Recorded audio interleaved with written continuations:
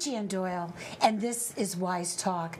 This is such a great opportunity for everybody who's watching to see another show with Diane Wright. Diane, when we were doing the information in the studio area and putting her name on, I wanted to put down Diane Wright, art quilter extraordinaire, but she nixed it. So I'm just going to say it now. Art quilter extraordinaire. Welcome to the show. Thank you so much. Now, this program is going to be in two separate parts. This is going to be a part one, the old, and part two, the new. And so we're going to be breaking in. The audience will see the second part at their leisure.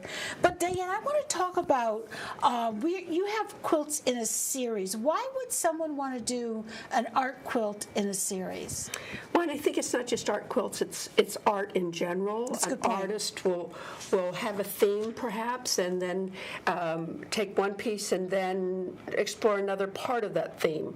It might also be that you've started this and you think, well, what if I did this?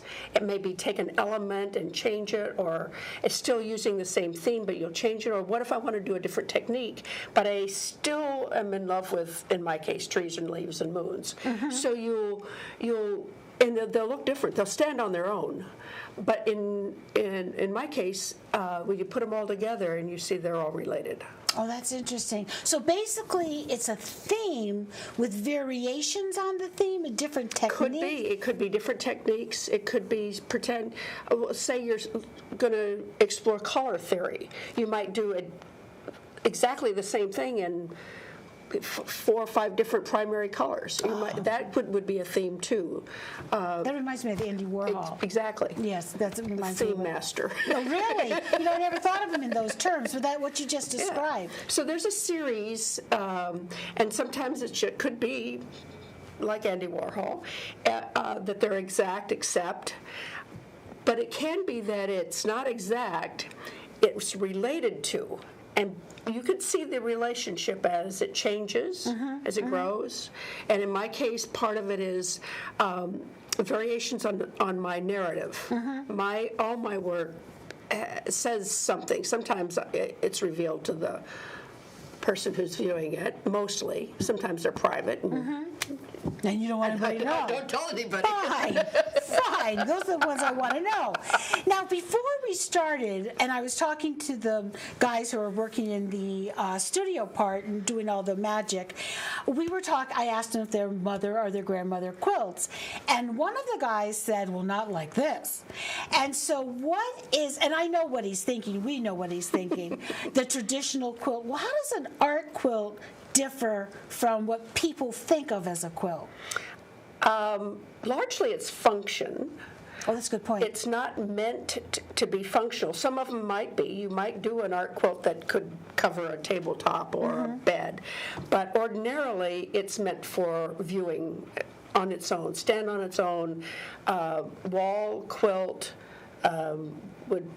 And it's not meant to be washed or drooled on. No drooling. No drooling. Just intended checking. To be washed, and of course not intended to be in sunlight. Direct sunlight is not good for either paintings or the color dyes and inks that are in textiles. That's a good point. That's a very good point. So now behind us we have some of the old, quote unquote old, and I'm noticing that there's a lot of trees in your work. Why trees? Well, curiously, or maybe not, I was approaching an important age. Birthday, and apparently it was bothering me more than I thought it was. So I think it was the first one I did was this one. I had used stamps before. Now, what do you mean by stamps? Oh, okay, so I cut these blocks This is nothing on it. So what is this material? This one is linoleum, lino cut. These happen to be a softer element that doesn't take quite the same sharp tools that this one does, but basically it's the same thing. So you cut it with sharp tools. You cut away the image for the sharp tool. Now these are two old ones, as old as these. These are 10 years old. So I'm just going to hold this to the camera, and I just want the audience to be able to see that this is uncut, untouched, and this is what happened afterwards, where you cut the image into it. So this one, and now this is well loved because it's broken. Yes, it's broken. It's broken, and so she really can't use them anymore. But thank God she saved them, so you can get an idea. And this one's chipped. I'm just going to hold this up so the audience can see that this is chipped over here, right where I'm waving my thumb. So what did you need? Well, so these are the ones I used to print this tree, and this is the one that I did for this tree. So you see there's a series of trees, and I wanted trees that, and for my narrative, these are old trees. They're weathered a lot of storm, and they're still standing. They're still productive, and they're still standing. So this was what this was about. I started basically with this piece, and then this is a piece of discharged, which means take the color out. So that's the pattern were discharged. And as I assembled it, it sort of grew along. These stripes were behind it so that I could reveal this fabric that I had printed. After it was done, and I thought, okay, this is done. And I'm thinking, no, it's really not done because it looked too gloomy. Like I was getting old, but I wasn't sad or gloomy about it. So I needed to see some life and some, like an old moon. A bronzy moon. And then I sewed these beads on to give it some life, like these little gems are still coming along. You sewed these on and you didn't glue them? No, these are all sewn, hand sewn. Wow. I'm just saying, wow. This is magnificent. Well, before I sewed them on, I did quilt the entire thing. You wouldn't want to have these beads on while you were quilting. No, so you wouldn't. the entire thing was quilted.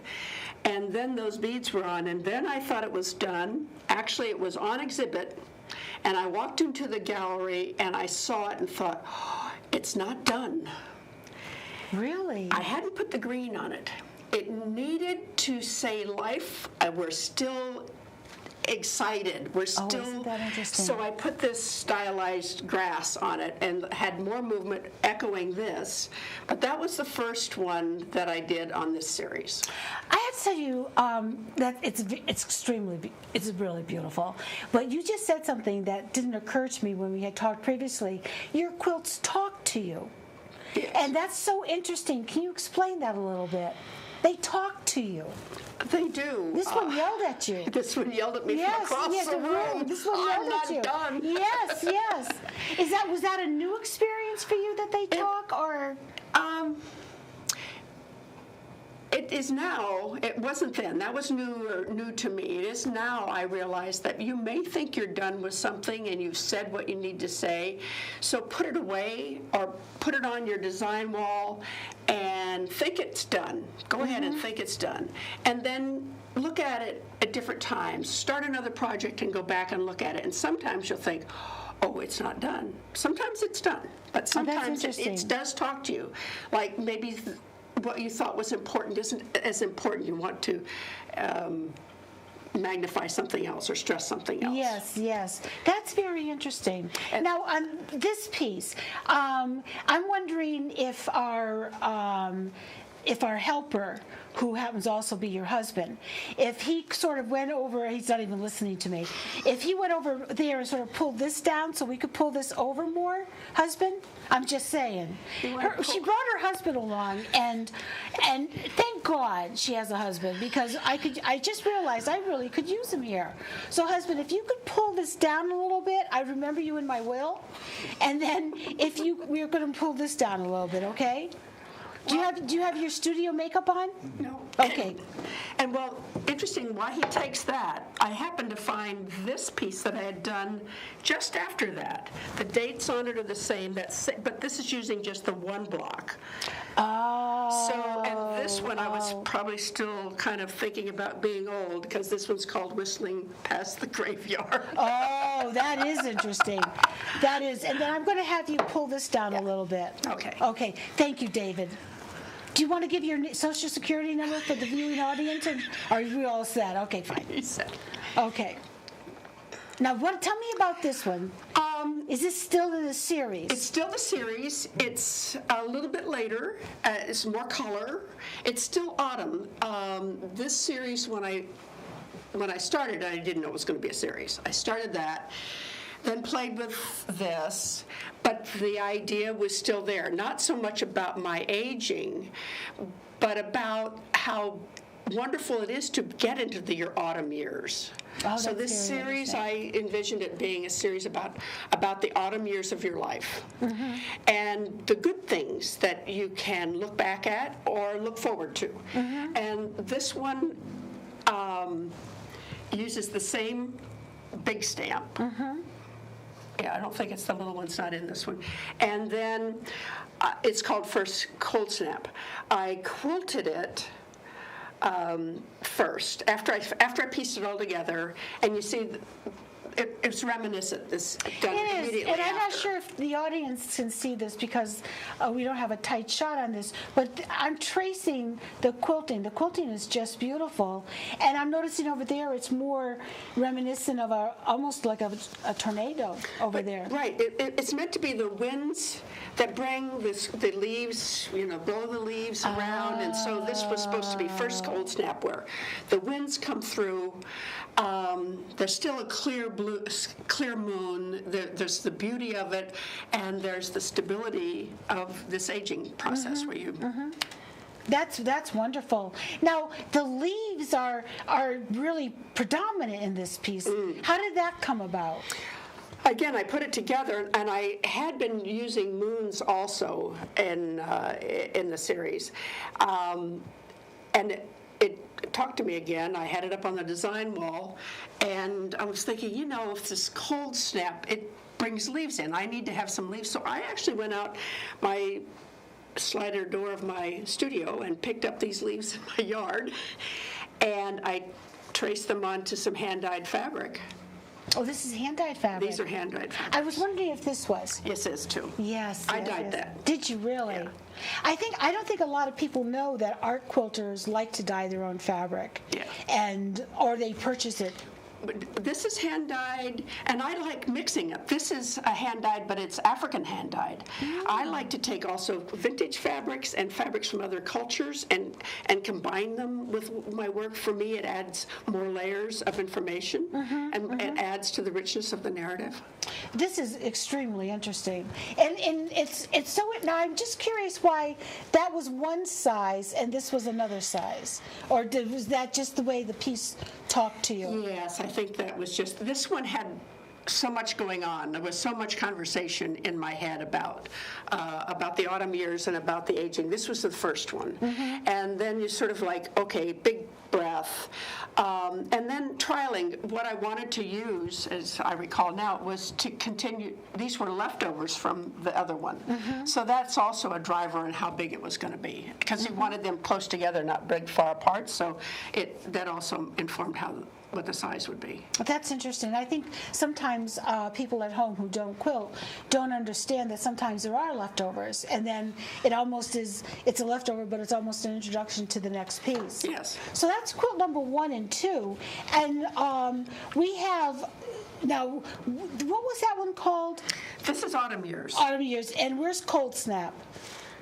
Which one is Cold Snap?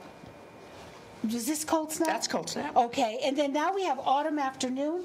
Autumn Afternoon is down here. Yeah. Now that's so We need to interesting. pull that up Yeah, a we little can pull bit. this up.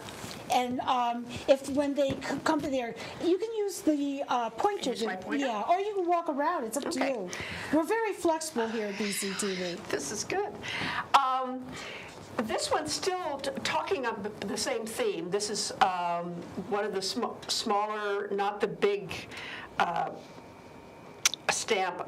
It had probably already cracked by then. So this is a newer stamp that is smaller, narrower trees. And what I wanted to do in this one was to focus on the hand-dyed fabric. So the leaves are meant to be, intended to be, like the thing that you notice the most, the thing that's the strongest element of it, are those autumn leaves. You do going with my autumn years. So the theme that you're carrying is autumn, the leaves, the trees. That's very interesting. Yeah. Now you go on and sticks and stones. Well, that was a little bit of a departure, but as you see, not much. Not much. Let's put this down here. Okay. This is still that stamp while it was still in good health, the big tree, and this is the little tree. And again, probably this was because this is another 18 months. And wow, this looks great on TV. And you should look in the monitor. This looks absolutely wonderful. Yeah. Wow, I'm going to hide my face. This looks wonderful. You're selfless. You know? Really, because I want people to see this. So explain. Oh, this is beautiful. Well, this is a little bit of leftovers. This piece right here came from this one. This piece is left over from this one. Wow. And they were just extras. What motivated me is that I wanted to, this is one of the first times I tried discharging. Now explain discharging. Well, in this case, I started with black fabric and I took the color out with a chlorine product. You could use, those cleaning products. What's coming to my mind are Clorox pens. Pens, those are perfect because you can control them. I discharge it. I don't want to. I noticed it. Oh, I got a little close to my clothes with that. I only do that. To be controlled. Well, it was very sad when I did that, but I understood the process. Yes, you can learn it very easily. Yes. So I discharged this. Now blacks come. You really have to discharge a little corner to find out what color the base color is. In this case, it comes out to be a gray, but there are blacks that turn out to be red or brown. It depends on what the manufacturer uses a base. Oh, now that's interesting. So sometimes what it is, it's a bright orange that didn't sell, so they put black over it. Wow. And they sell it as solid black. So then you interview and you get all interesting different colors. So this one happened to be gray. And when I finished this piece and I saw that with the trees, it reminded me of, garden path, walking in the woods, and sticks and stones. Well, and I'm noticing I have the opportunity, and you don't, because I'm up close and personal. You've done quilting. Is this hand quilting? Mm-hmm. Is this variegated thread? Mm-hmm. So I don't think the camera can catch that. But there's all variegated thread. She's outlined. She's outlined each of these lines and it adds so much to the dimension of this. Well, I love to hand stitch, and I like to combine machine. Now, see, this side over here is machine stitched. I stamped with a leaf stamp. Instead of taking color out, I added color to this one, and I added the leaves, and then I went back and machine stitched them with a metallic thread, so they look gold. They look more autumnal. And then this piece had been a rubbing head to add color to it. And these circles, I don't know, I was just discharging sort of a random thing, but when I got the idea like this is about sticks and stones, then that implied and put more meaning into it. So then the stitching, there's hand stitching around each of these stones, and then this is hand knotted. This is the French knot, embroidery French knot, yes. And then it's the others were machine stitched in between. Oh, I see that, the pebbles, yes. Now, a thought came to me, excuse me, while I was holding this, is when you do this, or it doesn't really matter, any of them, do you plan out the whole process, or how how do you work, Diane? I never plan it. You never plan it? Never plan it, no. The times that I have planned, it gets tossed soon. If you try to force it to fit into a plan, you have to be more open to what the media is, and for me, to be more open to how it fits my narrative, what I see, and so it's a lot of changes. A secret I didn't tell you. Going back to this one, when I looked at it, it was across the room. That was not gold. That was a light yellow. Wow. So when you were across the room, you said, oh, it needs grass, and then you changed the moon. And then when I looked at it, I'm thinking, I didn't think about the moon until I got home, and I put the grass on it. That just looked, and then I just had some of this silly, shiny stuff. Who doesn't like shiny stuff? Who doesn't, yeah. And I thought, that adds so much depth and richness to have this bronzy, goldy color there. So I took that moon off and put the new moon on. Now that's really interesting because it's almost like the process is never done, and you're not afraid to change it. No, no. You know, and even though it's being shown, oh wow, I'm changing it. Oh, that's very, very interesting. You know, when I'm looking at this and I'm just seeing how rich the leaves are with the metallic thread, and I'm not 100% sure that shows up in camera, but there's just such richness. It is showing up in this shot. There's just such richness to it. And I'm noticing the moon, it's opposite what I think. Now this feels a little puffy. What did you do to this? I put some extra batting behind it so that there would be some relief to it. I wanted it to be more prominent, so there is extra So the batting thought behind that comes to my mind, Diane, is that you have a repertoire of techniques and skills behind you, and then when you look at a piece, they just sort of bubble up. Is that accurate or not? That's probably accurate. That's probably true. New art quilters have to learn, and so you continuously learn from other artists. Yes, you do. You know, take a drawing class, a dyeing class, and so that you have the resources and the techniques that you have in your head, so that if you think, oh, I know what I can do. I can know what I can do to change that, yes, or to emphasize something, make it more important. Yes, that is a good. Now, do you go to art galleries by any chance? Oh, always, yes. Oh, you do. So not just art quilts, although I don't miss an art quilt show if I can help it, but visiting paintings and sculptures, and you just have to keep your eyes open and be available. And I think that be influenced by and notice. I was looking at somebody's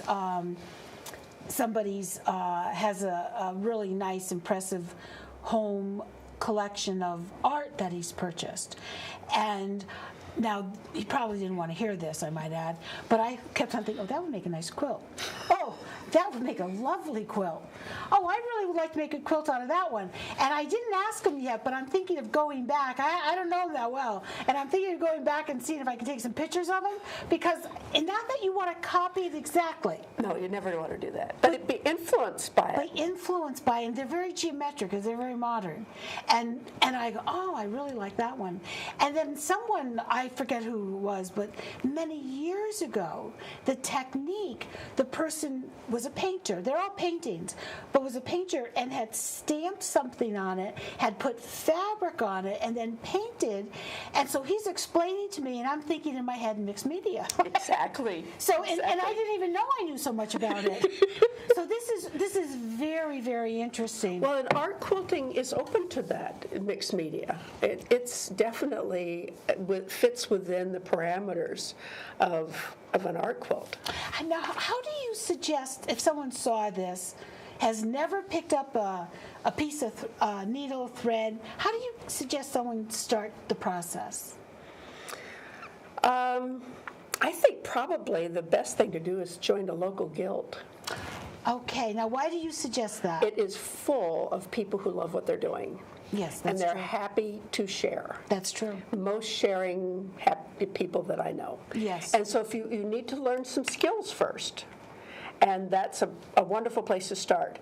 And then you'll find a niche of the things that you enjoy the most, and you'll seek out other maybe online classes or go to a quilt show and see the teachers in person. But then you need to hone your skills. Well, then you just said something very interesting.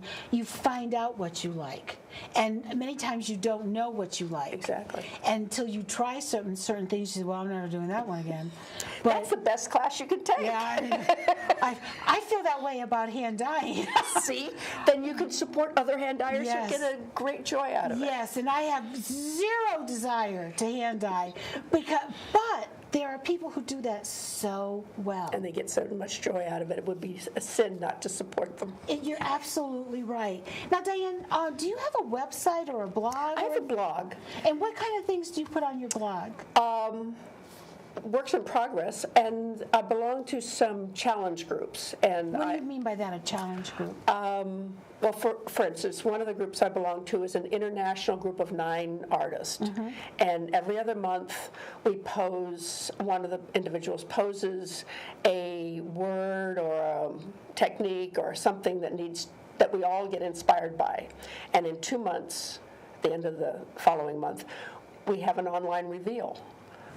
Oh, no, What that's all those interesting. people have done. So there's women, they all are women, England, several from North America, China, Korea, and it's very interesting to see how these artists interpret what they're doing by the word or the theme that is, and they're all different. Are you working on something now?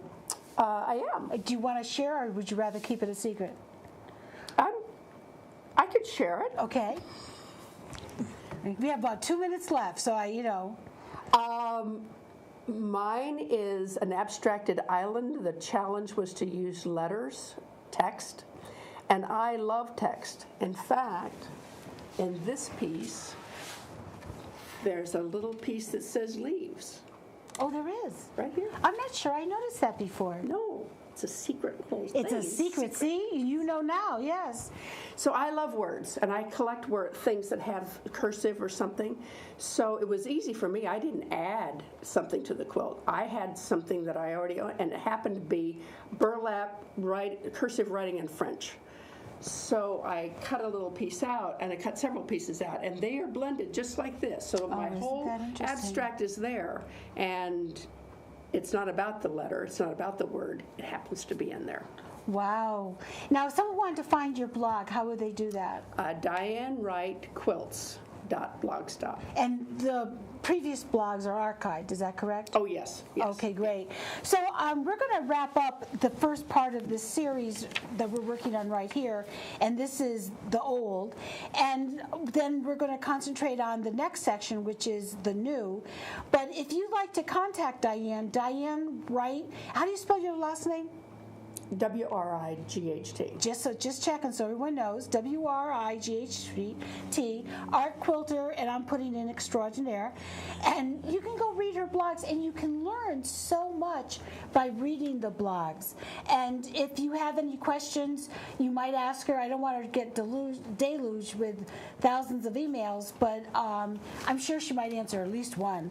But if you want to contact me, if you have any questions, because Diane will be on again, please contact me at jmdteach@comcast.net, or you can always call the studio and let them know. Diane, thank you so much. It's a pleasure, as always. Thank you so much. Thank you. Now, these are really cool.